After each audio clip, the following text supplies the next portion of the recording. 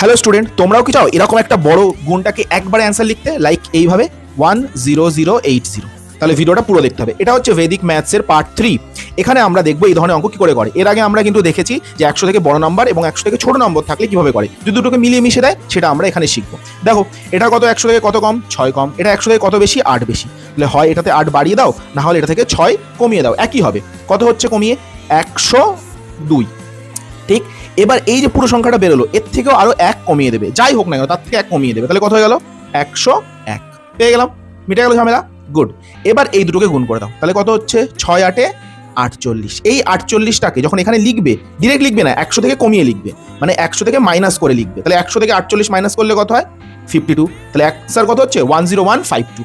Next কোয়েশ্চেনটা করি চলো। সেম ভাবে দেখো, এটা কি বলেছে? এটা 100 থেকে কত কম?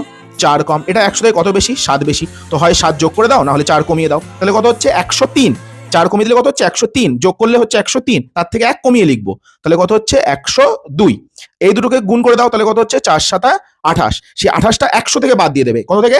100 থেকে। তাহলে বাদ দিলে কত হচ্ছে? 2 হচ্ছে 7। তাহলে গুণফলটা কত হচ্ছে? 102 72। ভিডিওটা ভালো লাগলে লাইক করে দেবে, এবং যে আগের যে ভিডিওগুলো ছিল, যেটা 100 থেকে বড় এবং 100 থেকে ছোট নাম্বারের জন্য ছিল, সেই ভিডিওটার লিঙ্কটা ডেসক্রিপশনে বা কমেন্ট বক্সে দেওয়া থাকবে, সেখান থেকে দেখে নেবে। টাটা।